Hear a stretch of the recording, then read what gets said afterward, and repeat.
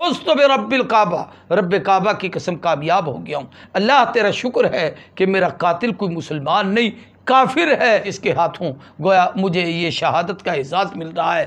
کسی مسلمان کا ہاتھ میرے خون سے رنگین نہیں ہوا۔ خدا اس امت کو ایک عمر دے دے جو اس دھرتی پہ ایک انقلاب برپا کر دے۔ اللہ تبارک و تعالی ان کی قبر پہ آسمان کے ستاروں سے زیادہ رحمت کی گھٹا برسائے۔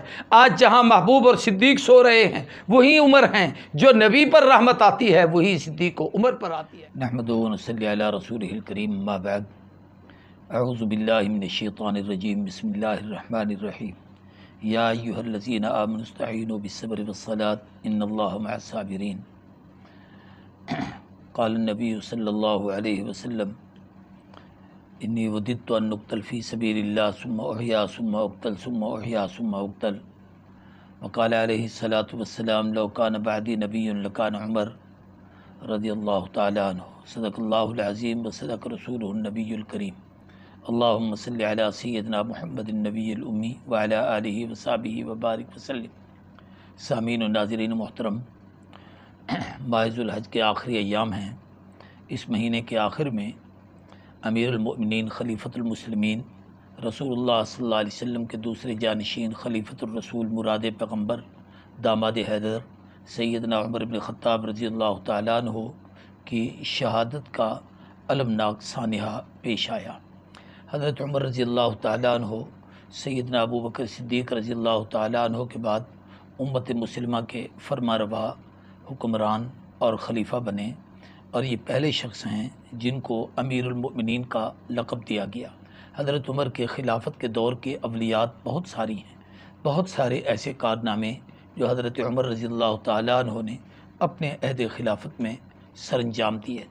ان میں ایک تو آپ کی فتوحات کا سلسلہ ہے کہ ایران کی سلطنت آپ کے عہد مبارک میں فتح ہوئی، روم فتح ہوا، شام فتح ہوا، اور تقریباً 11 لاکھ مربع میل سے پھیل کر 22,50,000 مربع میل تک اسلامی فتوحات کا رقبہ تھا۔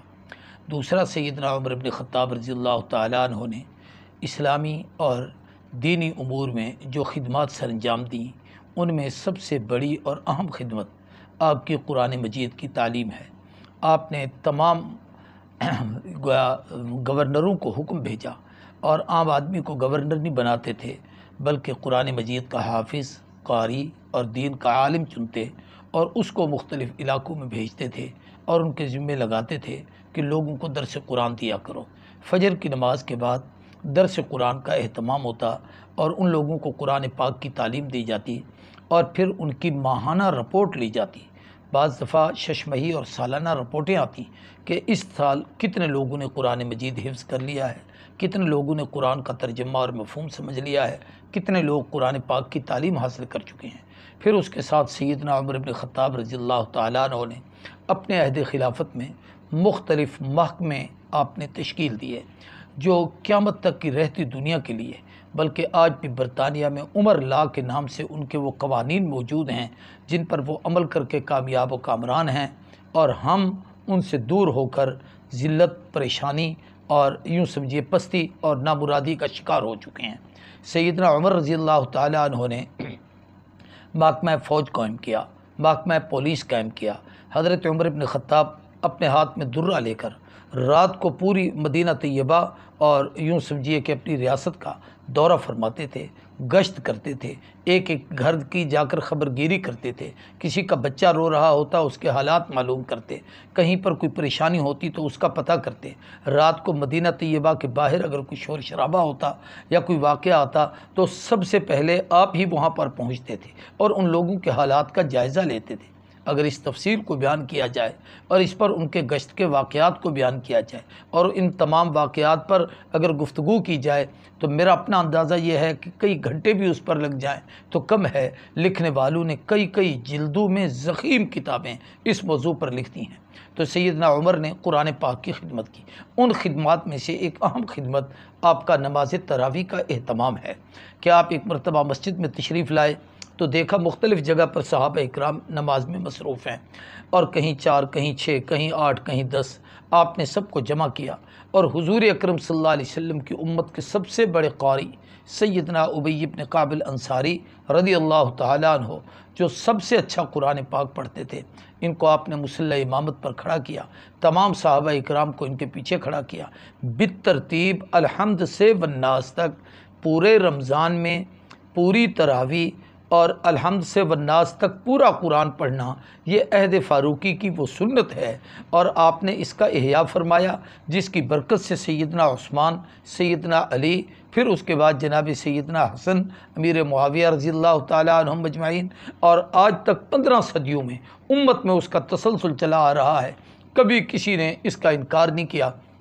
بلکہ میں کہہ دوں تو شاید بے جا نہ ہوگا کہ دنیا میں قرآن مجید کی حفاظت کے بہت سارے اسباب اللہ نے پیدا کیے، حقیقی محافظ تو اللہ ہے کہ انا نحن نزلنا الذکر وانا لہ لحافظون، لیکن اسباب کی دنیا میں اللہ نے جو اسباب پیدا فرمائے ان میں بہت بڑا سبب یہ تراویح کا اہتمام ہے کہ جو ہی رمضان المبارک کے مہینے قریب آتا ہے، ہر آدمی تلاش میں ہوتا ہے ہماری مسجد میں قرآن کہاں پڑھے، میرا بچہ کس جگہ قرآن سنائے، اس مسجد میں کس کو منتخب کیا جائے۔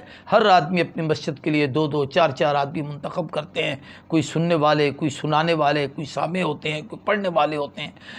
اگر یہ سلسلہ نہ ہوتا تو شاید لوگوں میں قرآن کو حفظ کرانے کا یوں جذبہ بھی اس قدر بیدار نہ ہوتا۔ تو یہ سیدنا عمر بن خطاب کا ایک عظیم کارنامہ ہے۔ اسی طریقے سے حضرت عمر بن خطاب نے مکے اور مدینہ کے درمیان تقریباً 20 کلومیٹر کے فاصلے پہ ایک چوکی قائم کی اور وہاں پر پولیس بٹھائی، اور پھر اس طریقے سے جو لوگ راتوں کو سفر کرتے تھے اور ایک جگہ سے دوسری جگہ جاتے تھے تو ان کے لیے وہ دستے گویا معاون بنتے تھے پہنچانے کے لیے، اور ایک جگہ سے دوسری جگہ انہیں چھوڑنے کے لیے، اور اسی طریقے سے محکمہ ڈاک قائم کیا تاکہ خطوط کا تسلسل رہے، ایسی محکمہ انہار قائم کیا۔ وہ میدانی علاقے جو فتح ہوئے تھے جہاں پر گویا نہریں بن سکتی تھیں اور وہاں پانی کو پہنچایا جا سکتا تھا سمندروں کا دریاؤں کے ذریعے سے یا بارشوں کے پانی کو اکٹھا کر کے، تو آپ نے وہ آبپاشی کا محکمہ قائم کیا، انہار کا محکمہ قائم کیا۔ اسی طریقے سے آپ نے زمین کو ناپنا اور اس کی تقسیم کرنا، اور پھر اس کی خرید و فروخت، اس کے لیے پٹواری، اس کے لیے قانون گو، اس کے لیے تحصیلدار، ان قسم کے عہدیداروں کا تعین کرنا، یہ سب عہد فاروقی کی وہ عظیم یادیں ہیں جو رہتی دنیا تک رہیں گی۔ ان میں سے سیدنا عمر بن خطاب رضی اللہ عنہ کے اہم ترین کارناموں میں سن ہجری کی بنیاد بھی ہے کہ یہ سن ہجری سیدنا عمر بن خطاب کا صدقہ جاریہ ہے جو آج تک امت مسلمہ اس کو یاد کیے ہوئے ہے، اور یہ حضرت عمر کے عہد خلافت میں سیدنا علی بن ابی طالب کرم اللہ وجہہ اور اجلہ صحابہ کے مشورے سے یہ طے ہوا کہ ماہ محرم سے اسلامی نئے سال کی ابتدا ہو اور ذوالحج کے مہینے میں اس کا اختتام ہو۔ تو یہ ذوالحج اور محرم یہ دونوں مہینے گویا یوں سمجھیے کہ حضرت عمر کی شہادت سے بھی وابستہ ہیں، اور یہ حضرت عمر کی یاد بھی ہیں کہ مسلمانوں کے سال کی ابتدا محرم سے ہوتی ہے اور اس کی تکمیل ذوالحج پر جا کر ہوتی ہے۔ حضرت عمر بن خطاب نے اپنے عہد خلافت میں 1036 شہر فتح کیے۔ حضرت عمر بن خطاب رضی اللہ تعالیٰ عنہ نے اپنے عہد خلافت میں 4000 مسجدیں تعمیر کی۔ ہر مسجد کا امام، ہر مسجد کا مؤذن، ہر مسجد کا خادم، ہر مسجد میں وضو کی جگہ، ہر مسجد کے ساتھ وہ حجرے جن میں لوگوں کو قرآن مجید کی تعلیم دی جائے، جس کو آپ ہم دینی درسگاہیں کہیں، ان کا قیام، اور پھر اسی طریقے سے بڑی مساجد جن کے اندر جمعہ ادا کیا جائے، 900 جامع مساجد تعمیر کرائیں، 4000 مسجدیں تعمیر کیں۔ صرف ایک کوفہ شہر جب اس کو آباد کیا گیا تھا اور جناب سیدنا عبداللہ ابن مسعود کو وہاں پر بھیجا گیا تھا، تو اس وقت وہاں جو ایک مسجد تعمیر ہوئی تھی، صرف اس ایک مسجد اتنی بڑی تھی کہ اس میں 40,000 آدمی ایک وقت میں وہاں نماز ادا کر سکتے تھے، اتنی بڑی جامع مسجد تھی۔ ایسے ہی سیدنا عمر رضی اللہ تعالی نے مسجد نبوی کے اندر چٹائیوں کے بچھانے کا انتظام کیا، اس طریقے سے اس کے صفائی کا، نفاست کا انتظام کیا، اور بھی بہت سارے معاملات۔ پھر اور اسلامی سلطنت کے اندر بہت سارے ایسے اقدام جو آج عہد فاروقی کی یاد ہیں اور رہتی دنیا تک دنیا اس کو یاد کرتی ہے۔ پھر آپ نے فتوحات کی۔ اپنی سادگی کا عالم یہ تھا کہ آپ کے کرتے پر کئی کئی پیوند لگے ہوتے تھے، 17 18 21 جن میں چمڑے کے پیوند لگے ہوتے تھے، اور پھر آپ کہیں سفر کرتے تھے اور اگر آپ کے ساتھ آپ کا غلام بھی ہوتا تھا تو مساوات کا عالم یہ ہوتا تھا کہ ایک منزل خود سوار ہوتے تو غلام پیدل چلتا، دوسری منزل پہ غلام کو سوار کرتے تو خود پیدل سوار چلتے تھے۔ اسی طریقے سے آپ کے عدل و انصاف کا عالم یہ تھا کہ آپ کی عدل فاروقی تو ویسے بھی دنیا میں معروف ہے، لیکن کیفیت یہ تھی کہ اپنے آپ کو بھی عدالت میں بحیثیت ایک ملزم کے بھی بعض دفعہ پیش کرتے تھے۔ سیدنا عباس رضی اللہ تعالیٰ عنہ کے گھر کا پرنالہ مسجد نبوی کے راستے پر تھا۔ ایک دفعہ بارش ہو رہی تھی، یا یہ ہے کہ اوپر کو مرغا ذبح کیا گیا اور اس کا پانی اور خون نیچے آیا، حضرت عمر وہاں سے گزر رہے تھے، آپ کے کپڑے اس سے آلودہ ہو گئے، تو آپ نے پوچھا یہ کیا، کس کا گھر کا پرنالہ ہے؟ تو جی جناب سیدنا عباس رسول اللہ صلی اللہ علیہ وسلم کے چچا کا ہے۔ تو آپ نے اسی وقت حکم دیا کہ عباس کہاں ہیں؟ جی عباس سفر پر ہیں، گھر میں نہیں ہیں۔ فرمایا اس پرنالے کو اکھاڑ کے دوسری طرف نصب کراؤ۔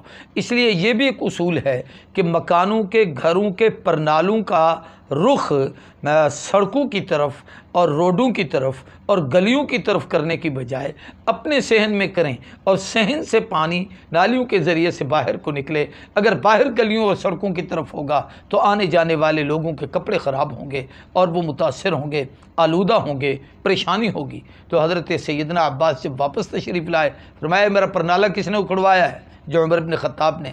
تو سیدنا ابی ابن کعب الانصاری مدینے میں اس وقت قاضی اور جج کی حیثیت سے تھے، ان کی عدالت میں جا کر دعویٰ دائر کر دیا کہ عمر بن خطاب امیر المؤمنین اور حاکم اپنی جگہ پر، لیکن میرے مکان میں مداخلت کا ان کو کیا حق ہے کہ گھر میرا ہے، میرا پرنالہ اکھڑوا کے ان نے دوسری طرف نصب کرایا ہے۔ تو حضرت سیدنا ابی ابن کعب انصاری نے اسی وقت حضرت عمر کو اپنی عدالت میں طلب کیا۔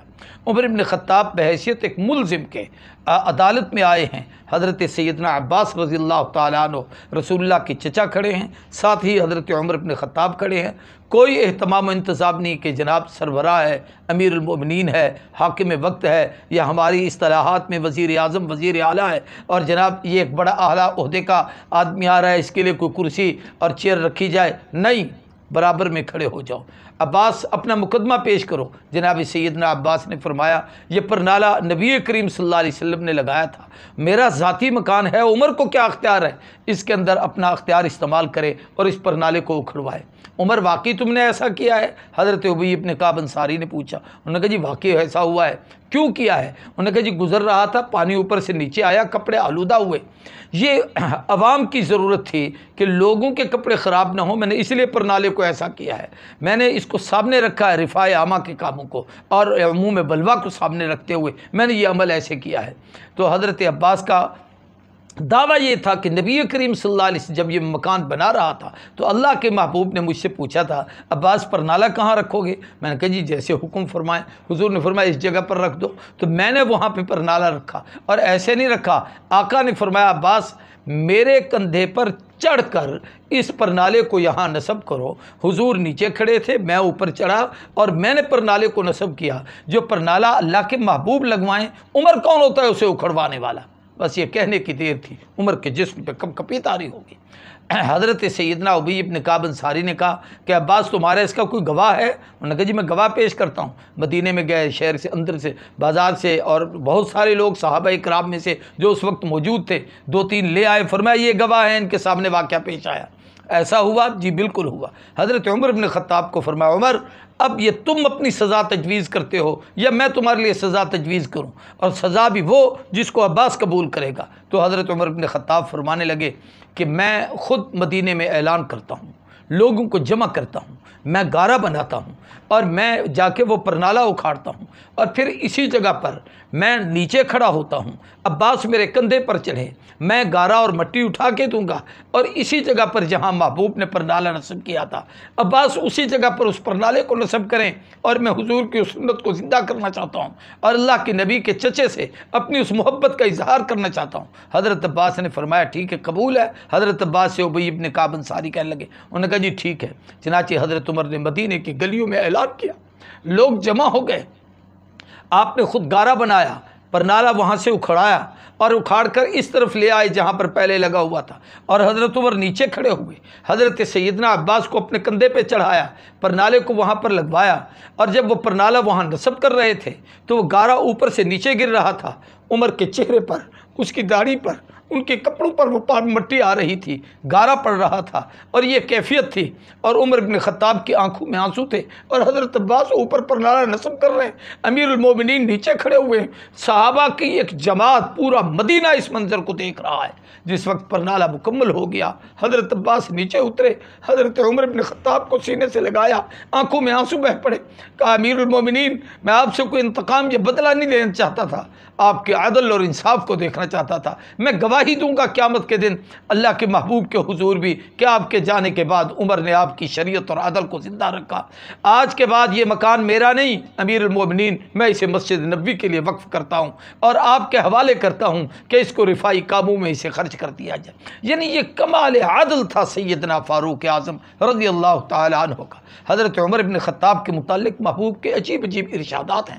بڑی معروف حدیث نبی کریم صلی اللہ علیہ وسلم نے، امام ترمذی نے اس کو نقل کیا ہے کہ رسول اللہ صلی اللہ علیہ وسلم نے فرمایا، میرے بعد اگر سلسلہ نبوت جاری ہوتا تو اللہ عمر کو نبی بناتے، اس لیے کہ عمر کی زبان پر وحی اترتی ہے۔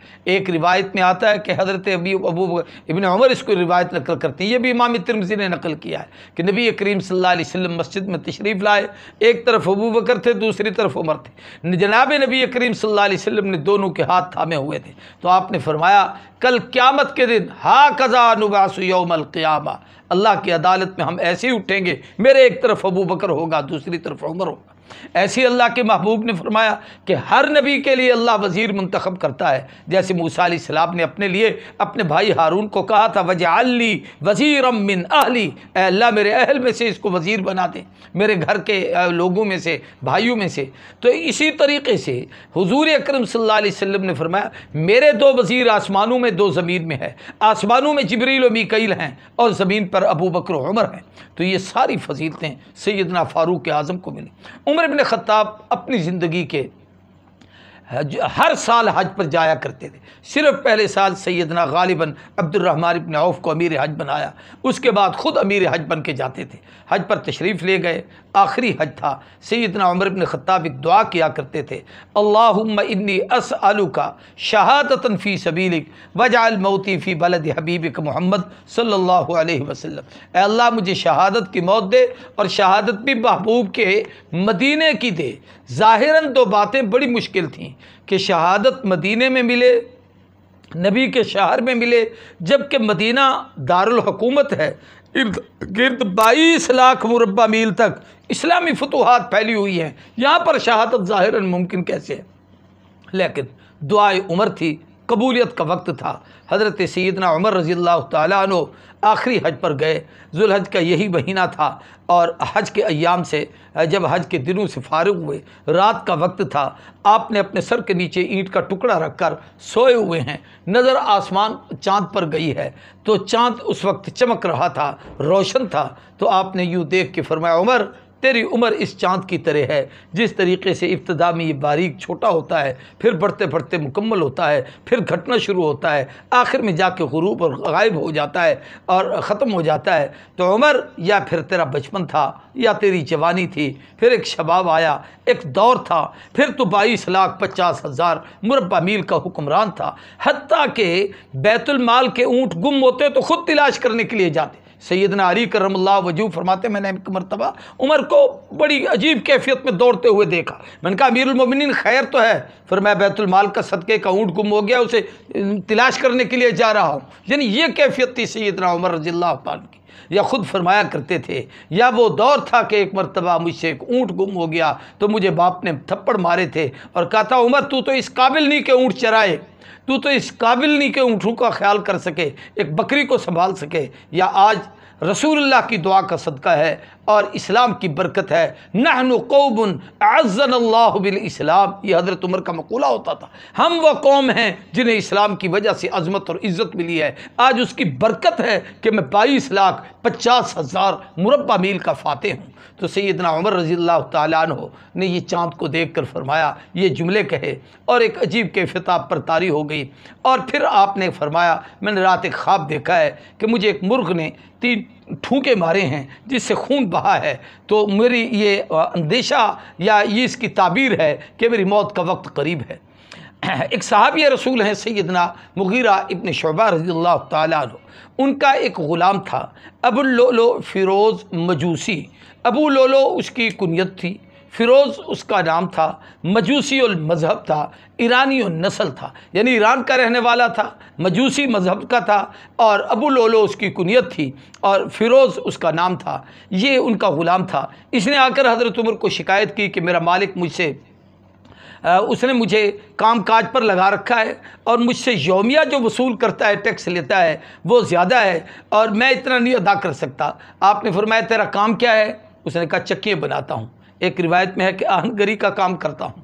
تو آپ نے فرمایا آمدنی کتنی ہے؟ اس نے جو صورتحال تھی وہ بتائی۔ مالک کتنا لیتا ہے؟ اس نے یہ بھی بتایا۔ تو آپ نے فرمایا اچھا نہیں لگتا کہ میں آپ کے مالک کو کہوں، اس لیے کہ اس کام والا آدمی یہاں اور کوئی نہیں، یہ کام سب سے زیادہ تو تم کرتے ہو، سب سے زیادہ آمدنی تیری ہے، تو آپ ہمیں بھی ایک چکی بنا دیں۔ تو اس نے حضرت عمر کو کہا ایسی چکی بناؤں گا دنیا یاد رکھے گی۔ حضرت عمر نے فرمایا مجھے قتل کی دھمکی دے کے جا رہا ہے۔ کہا گیا حضرت اسے گرفتار کریں۔ فرمایا جب تک مجرم جرم نہ کر لے اس وقت تک اس کو گرفتار نہیں کیا جاتا۔ ہمارے ہاں تو بس اشاروں پر ہی دنیا گرفتار ہوتی ہے اور پتہ نہیں کیا سے کیا کچھ ہو جاتا ہے، لیکن عدل فاروقی کی ایک جھلک دیکھیے۔ سیدنا عمر بن خطاب رضی اللہ تعالیٰ عنہ خاموش ہو گئے۔ اس کے بعد وہ یہ کہہ کے چلا گیا۔ حضرت عمر مدینہ طیبہ تشریف لائے۔ مسجد نبوی میں آپ کی عادت تھی، خود امامت فرماتے تھے، ہاتھ میں درہ ہوتا تھا، صبح سویرے اٹھتے، آذان ہوتی اور مسجد نبوی کی طرف آتے، ہر ایک کا دروازہ کھٹکاتے، الصلاۃ الصلاۃ کہتے ہوئے جاتے اور درے کے ساتھ اس دروازے پہ دستک دیتے، لوگوں کو آواز دیتے۔ اور مسجد میں آپ کی عادت تھی کہ فجر کی نماز میں بڑی رکعتیں اور بڑی صورتیں تلاوت کرتے، اندھیرے میں نماز شروع کرتے، روشنی میں جا کر جہاں نماز ختم ہوتی تھی تو سیدنا عمر نماز کے لیے تشریف لائے۔ یہ ذوالحج کی 26، بعض نے 27 تاریخ لکھی ہے، اور یہ بدھ کا دن تھا۔ تو جناب عمر بن خطاب رضی اللہ تعالیٰ عنہ نماز پڑھانے کے لیے مسجد میں تشریف لائے ہیں۔ فجر کی نماز کا وقت ہے اور آپ مصلی پر کھڑے ہوئے ہیں، آپ نے ابھی اللہ اکبر نماز شروع ہی کی ہے۔ ابو اللؤلؤ فیروز مجوسی، یہ موسم قدر سردیوں کا تھا، اس نے چادر پہنی ہوئی تھی اور چہرہ چھپایا ہوا تھا، ویسے بھی اندھیرا وقت تھا، رات کا وقت تھا، پتہ نہیں چلتا تھا۔ تو اس آدمی نے آگے بڑھا اور اس نے ڈبل دھاری خنجر یہاں چھپا رکھا تھا، وہ نکالا، اور وہ نکال کر نماز کے دوران جو امیر المؤمنین نے نماز شروع کی، قرآن پاک کی تلاوت کر رہے تھے، اس نے 3 بار کیے۔ حضرت عمر مصلی پہ گرے، بے ہوش ہو گئے۔ سیدنا عبد الرحمن ابن عوف جلدی سے آگے بڑھے، انہوں نے نماز مکمل کی۔